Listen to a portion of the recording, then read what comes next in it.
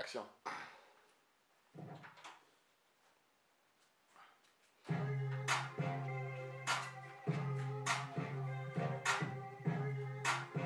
Yeah, man. Check it.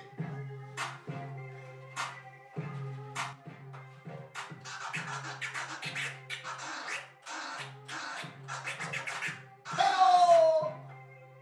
Hello, beautiful people. Welcome to Up Lomé.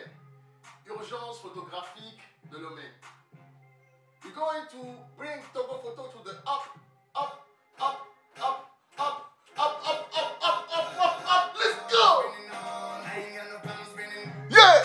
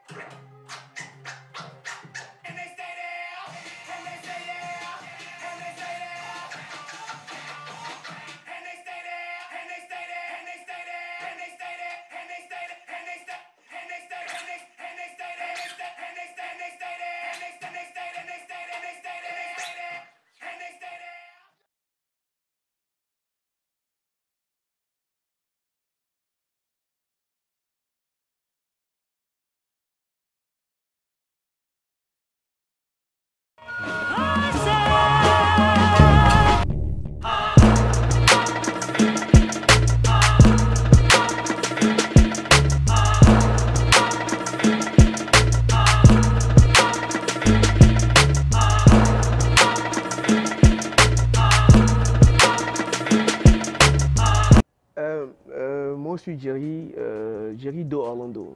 Sinon, j'aime me définir en pluriel normalement, d'autant que je suis un transitionniste. Je suis quelqu'un qui me définit comme un faiseur d'images, mais qui se donne le moyen d'interroger le temps, d'interroger la matière, la matière évolutive et tout, ou un peu. Donc, j'interviens dans tout ce qui est pictural.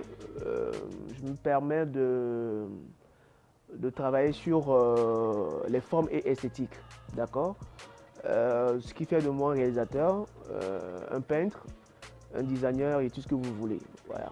Donc Jerry Orlando se résume en ça, d'accord. Transitionniste parce que je m'intéresse à la métamorphose des matières, tu vois, au changement, à l'évolution. Les thèmes comme ça font de moi un artiste chercheur. Donc, si tu veux, je suis un scientifique, un artiste scientifique, si tu veux. Voilà.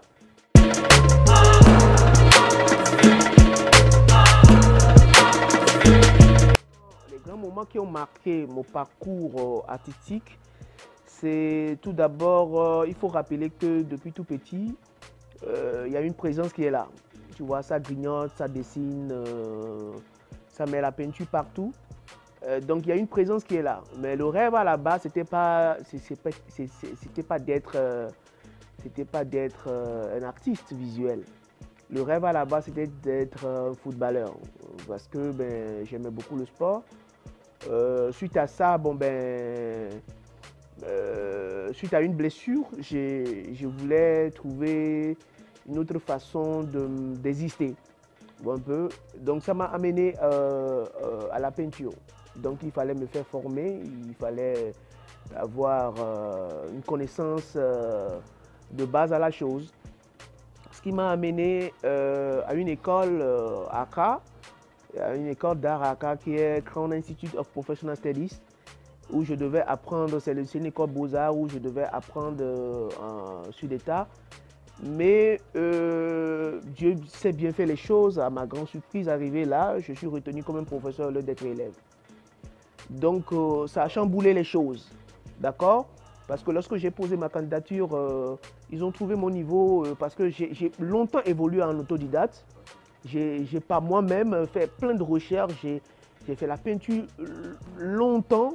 J'ai mûri longtemps mes techniques avant de vouloir intégrer l'école.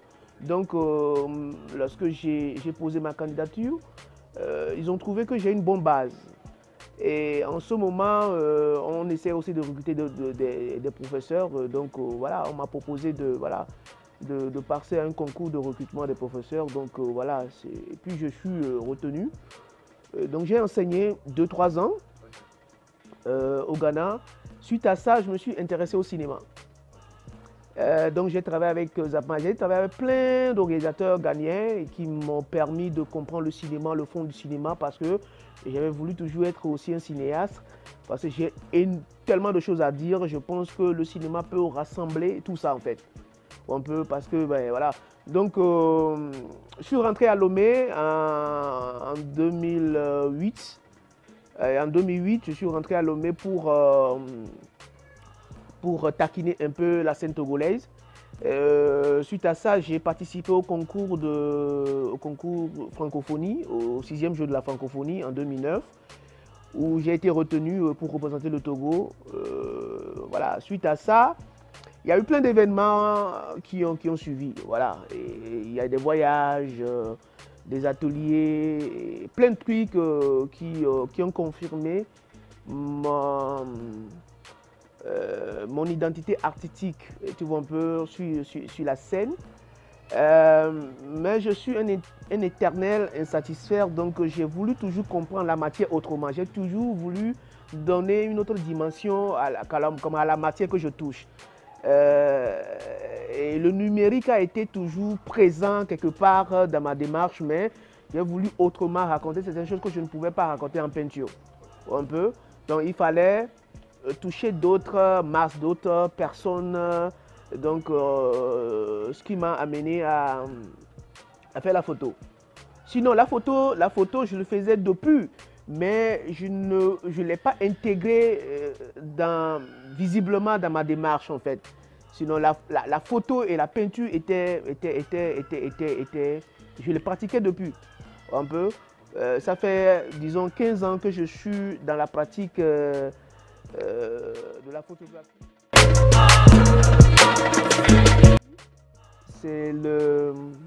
C'est peindre avec la lumière. C'est une peinture. Alors, qui peut être un photographe? Je crois que c'est celui-là qui a à dire. Si tu n'as rien à dire, tu n'as pas à être un photographe. Donc, ce qui veut dire que c'est communiquer à travers la lumière, par la lumière, un peu. Donc, voilà, c'est une définition assez simple que je pourrais donner à la chose. Pour qu'il y ait un sujet, il faut arriver à comprendre les niveaux transitionnels, hein, partant de la lumière à l'ombre. Un peu tous les tons qui peuvent former, qui peut donner volume en fait. C'est ça en fait. Donc pour faire la photo, il faut forcément comprendre la lumière. Il faut comprendre la quantité, la qualité de lumière avec laquelle tu travailles. Il faut comprendre le langage des tonations, des tons, hein, des couleurs et tout ça, parce que les couleurs c'est la lumière, d'accord? Alors, donc peindre avec la lumière, ça suppose en fait de comprendre en fait la température et les nuances des lumières, que ça peut être une lumière artificielle ou une lumière naturelle, d'arriver à comprendre le nuance en fait. Lorsque tu arrives à comprendre les nuances, tu peux savoir comment tu peux scruter avec cette lumière-là. Tu vois, donc c'est une sculpture en quelque sorte, mais pas la lumière et l'ombre. Un peu. Donc c'est ça la photo, c'est ça la peinture aussi. Sauf que là, en peinture, ça se fait manuellement, ça se fait, tu vois, et voilà. Donc c'est la même logique. Donc lorsque moi je veux prendre une photo, j'essaie de comprendre la quantité de la lumière que je draine en fait. J'interroge cette lumière, ou un peu, je le manipule à ma manière, je le contrôle pour pouvoir dessiner ou scruter le sujet que je veux faire ressortir. Donc c'est tout ça qui fait la photo pour moi. Alors ce que j'obtiens, ce n'est pas peut-être par fil de hasard, mais il y a quand même des théories qui sont mises en application. D'accord? Il y a des sciences qui sont mises en application pour avoir le résultat que je présente souvent dans ma démarche artistique. Il y a une théorie que je mets souvent en jeu que j'appelle la théorie de la dissociation, où j'essaie d'associer deux éléments pour avoir un troisième élément. D'accord? Alors, pour ça, je travaille avec 3 principes en fait. Pour créer, je travaille toujours avec 3 principes. Il y a ce que j'appelle il y a le principe de l'interrogation. de la découverte et de l'hypothèse. D'accord? Alors, pour moi, c'est comme... parce que pour avoir une idée, il faut comprendre d'où vient l'idée. Parce que parfois, on cherche à créer, mais on ne comprend pas d'où nous viennent les idées. Donc, ça a été longtemps un sujet sur lequel j'ai eu à travailler. Je voulais comprendre d'où me venaient les idées. Donc, comment trouver les bonnes idées. Ce qui m'a amené à comprendre psychologiquement comment je peux provoquer cette idée-là. Je peux provoquer un choc fortuit dans ma tête pour naître une idée. Alors, parfois, il m'arrive de ne pas avoir d'idée. Mais en tant que scientifique, mon but, c'est d'arriver à créer l'idée, à provoquer l'idée. Donc, c'est un choc fortuit, tu vois, que j'essaie. Donc, je passe par la théorie de la dissociation. Donc, si tu veux, je passe par tout d'abord par ce que j'appelle la découverte. Parfois, je vais à la découverte, observer, se laisser aller, se laisser contrôler, voilà,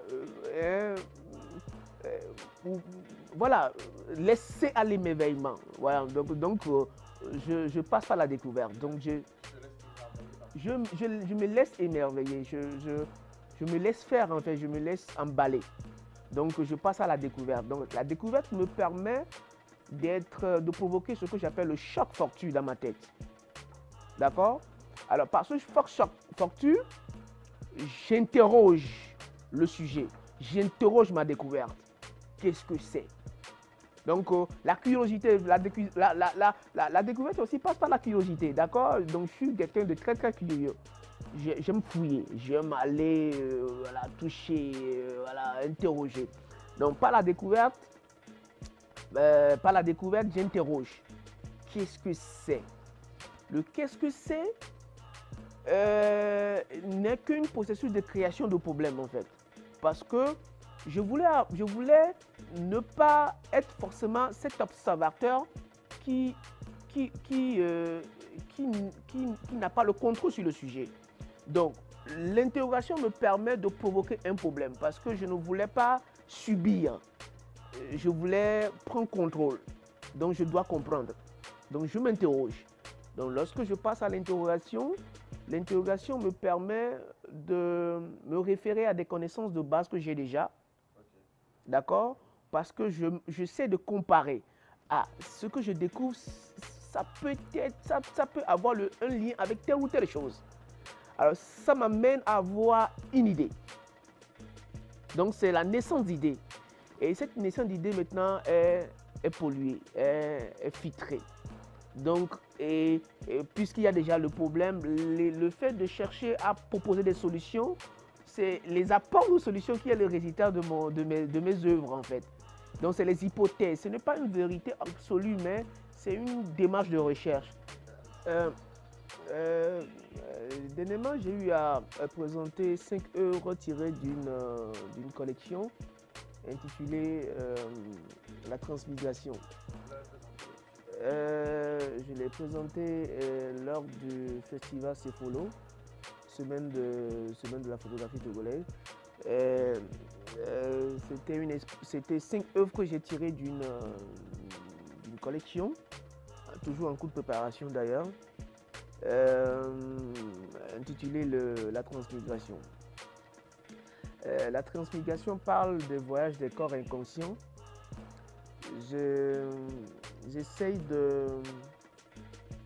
d'interroger la perception intérieure, la perception spirituelle de notre évolution.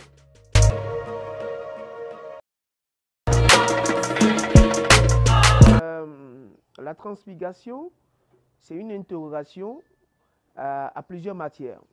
Tout ce qui touche mythe et légende.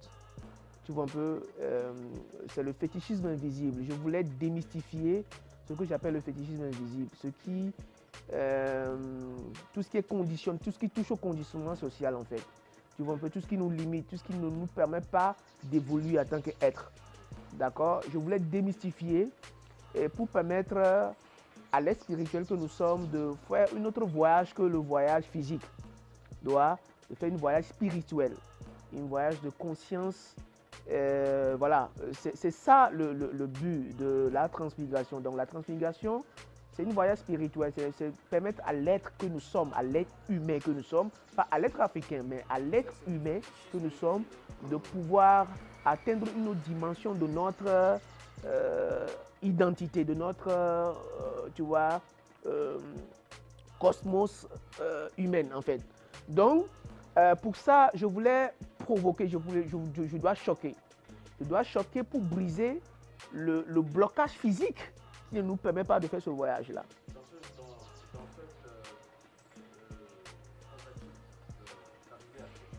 J'aime bien le mot. On voit un maquillage, on voit ta on voit tout ça. Qu'est-ce qui fait que tu choisis sur les comment tu choisis les différents éléments qui vont faire ta composition? Et avant de commencer, pour toi, c'est quoi une composition de photo? Une composition photo, d'abord, qu'est-ce que c'est la composition d'abord? En termes simples, la composition, n'est-ce pas, c'est l'assemblage de plusieurs éléments pour faire un tout. D'accord? C'est en termes simples ce que c'est que la composition. Alors, la composition photo, c'est l'assemblage de ces éléments qui te permet de pouvoir véhiculer ton message, de créer ton environnement, de composer ton environnement. D'accord? Donc, une chose est de valoriser un sujet. Une chose est de définir aussi l'environnement du sujet. Donc, pour moi, il est nécessaire que je trouve l'environnement de mon sujet.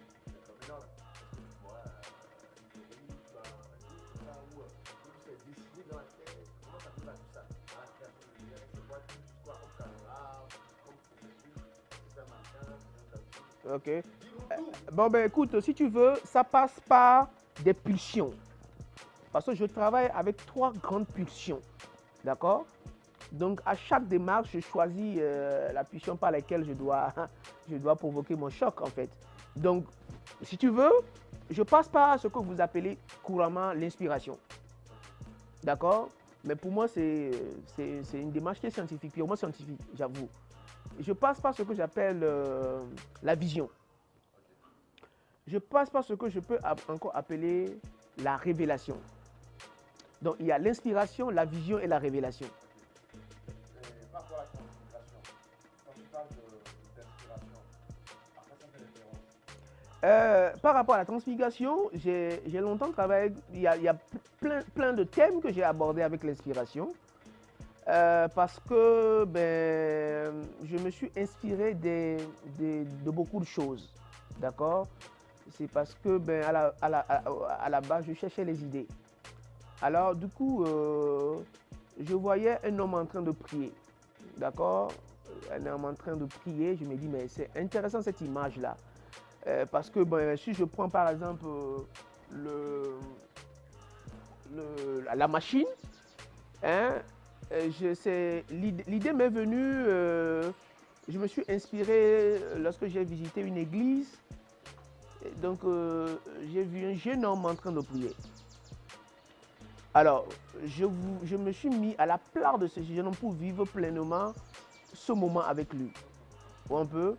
Et après, me mettant hors de lui, je me suis posé énormément de questions aussi. Parce qu'une chose est avant de juger le sujet, il faut comprendre le sujet.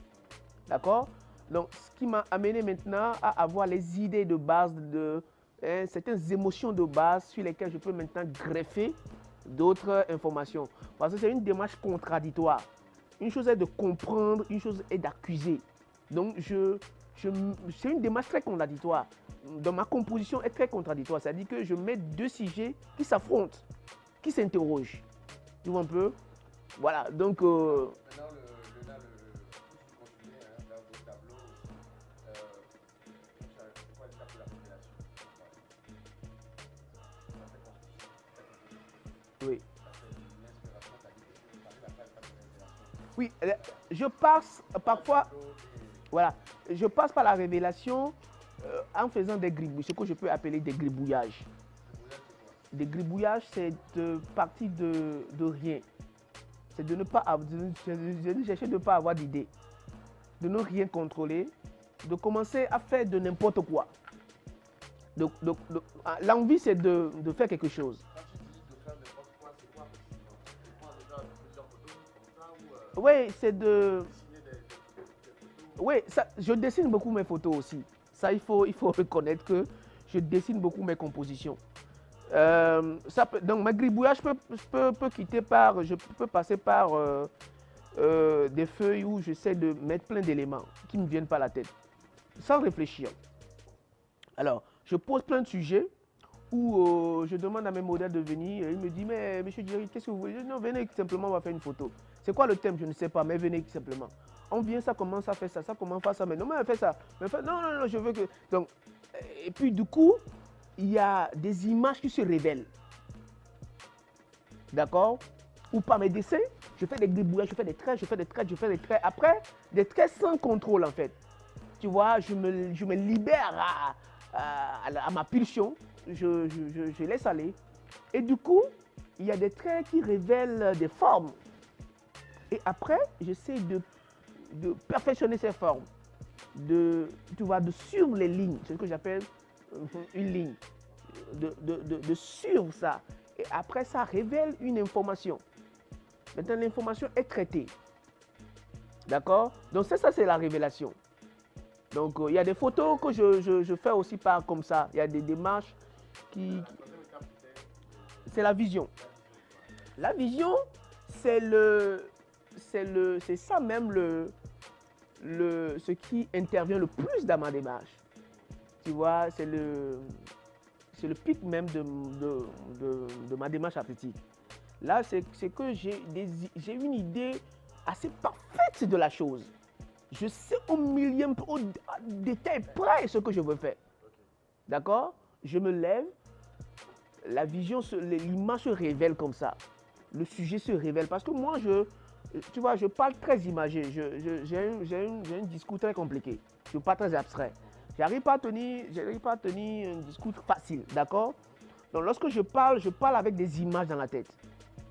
Lorsque je parle avec des mots, les mots que tu vois, tout ce qui sort de ma bouche est mûrement réfléchi, est appuyé par pure réflexion. D'accord? Alors, ce qui veut dire que mes mots n'est qu'une peinture. Je parle comme je peins.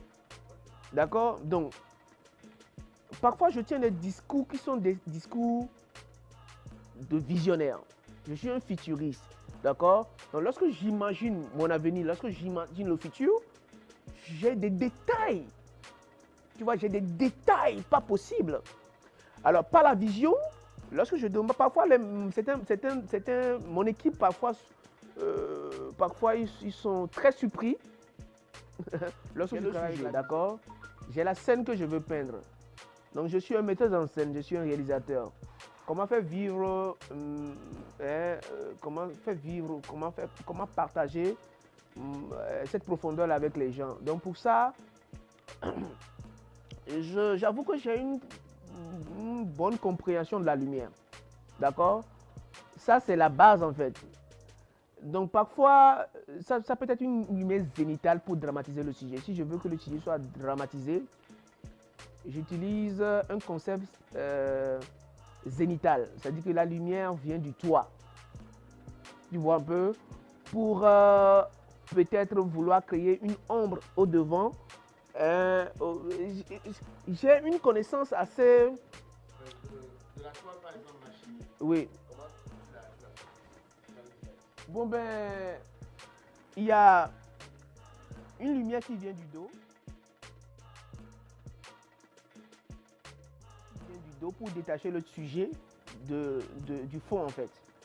Parce qu'il y a du fond noir, il y a un fond noir que je mets derrière. Maintenant, parfois j'essaie de détacher le sujet de l'environnement. D'accord? Et pour ça, je peux placer une lumière derrière le sujet pour détacher le sujet du fond. Donc je contrôle le fond autrement avec une autre lumière assez douce, assez tempérée, une lumière assez diffuse pour pouvoir contrôler le fond. D'accord? Mais il y a une autre lumière qui est placée derrière le sujet pour détacher le sujet du fond. Et il y a une autre lumière qui contrôle, parce que je peux travailler avec 2 ou 3 lumières ou 4 lumières au plus. D'accord? Donc il y a une lumière frontale qui est très contrôlée, qui est très étudiée, qui est très tempérée, très diffuse, qui arrive à créer, à scruter les différents tons du visage. Et avant tout, il y a une autre lumière qui est une lumière fixe que j'utilise souvent pour dessiner encore le contour aussi. Ça aussi, c'est autre chose. Donc, en gros, il y a 4 lumières ou 5 au plus qui rentrent dans la mise en scène. D'accord? Il y a la lumière qui contrôle le fond, hein, qui est assez tempéré parce que je ne voulais pas avoir forcément un fond noir. Pour, tu vois un peu, je crée une profondeur parce qu'il y a les fumées que j'intègre pour adoucir le ton du noir en fait. Avec des cigarettes. Avec la cigarette, parce qu'il y a une équipe qui travaille avec moi, avec la cigarette, la fumigène, non, pas trop, puisque je n'ai pas une fumigène avec moi. Donc, à défaut de fumigène, je crée je prends la cigarette. Oui, les Oreos, c'est les derniers détails numériques que j'apporte en fait. Le travail que je fais sur Photoshop, sur mes photos, sont beaucoup plus un travail de ton. Je ne touche pas le contenu. Le contenu reste intact. La composition reste intacte. Maintenant, c'est les tons, les couleurs, les nuances que je touche en fait. Voilà. Et après, l'auréole, c'est pour aboutir mon concept. C'est pour le thème que j'aborde, c'est pour voilà. Et, voilà. Le prix de la liberté parle de tout ce qui est parcours que tous les pays africains ont eu pour avoir ce que nous appelons liberté ou l'indépendance ou un peu. Donc c'est un jeu d'exercice où j'essaie d'interroger l'histoire et puis d'essayer de décomplexer un peu nos intellectuels africains par rapport à cette histoire d'africanité et notre position par rapport à la mondialisation. Un peu. Donc je voulais qu'on arrive aujourd'hui à nous interroger par rapport à notre position en tant qu'Africains. Est-ce que nous sommes des êtres libres en réalité? Et qu'est-ce que c'est que la liberté? D'accord? Donc tout ça, c'est ça le prix de la liberté. D'accord? C'est un devoir historique que je draine. Et en même temps, j'essaie de taquiner un peu nos intellectuels africains sur la question du devenu de l'Afrique et de ce que nous devons réellement faire pour être vraiment des êtres libres. Un peu. Écoute, je ne vais pas tenir un discours accusateur, d'accord? Parce que ça dépend de la manière dont les photographes sont rentrés dans le milieu de la photographie, d'accord? Ce rapport avec l'esthétique, ce premier rapport avec l'esthétique, comment ils l'ont connu, tu vois, c'est ça aussi qui fait c'est ça aussi le problème en fait. La plupart c'est normal quelque part. La plupart des gens qui sont rentrés dans la photographie aujourd'hui, leur premier rapport esthétique, c'est l'Internet, d'accord? Ils ont connu la photo à travers les tutos. Donc, le tuto ne donne pas de profondeur forcément. Ça révèle partiellement les techniques, mais ce qui fait une photographe, c'est la raison.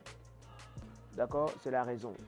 Donc, les gens ont envie de vivre, d'accord? Et ils oublient l'urgence photographique, comme le dit. Cette urgence-là de vouloir changer les choses par la photo. Parce que la photo peut faire énormément de choses, peut changer beaucoup de choses. Tu vois, à quel moment on doit se sentir acteur du développement? À quel moment on doit contribuer à l'évolution des choses? À quel moment on doit provoquer la révolution? À quel moment on doit se sentir acteur du changement et tout. C'est en ce moment qu'on prendra compte, on se rendra compte en fait que le commercial ne fait pas la chose. Et qu'il faut dire, il faut s'exprimer, il faut dénoncer, il faut raconter des choses. Voilà un peu. C'est ça qui nous permettra de changer notre quotidien. C'est ça qui va nous permettre le jour au lendemain de ne pas vivre à la miette en fait. Tu vois, parce que vous fouillez le sujet aujourd'hui, ça vous rattrape demain. Tu vois, les miettes, vous allez continuer à vivre des miettes tout le temps en fait. Mais il faut dire, il faut raisonner, il faut aller au-delà de ces miettes-là. Il faut changer la situation pour permettre aux gens de comprendre que la photo, c'est un art, c'est pas banal.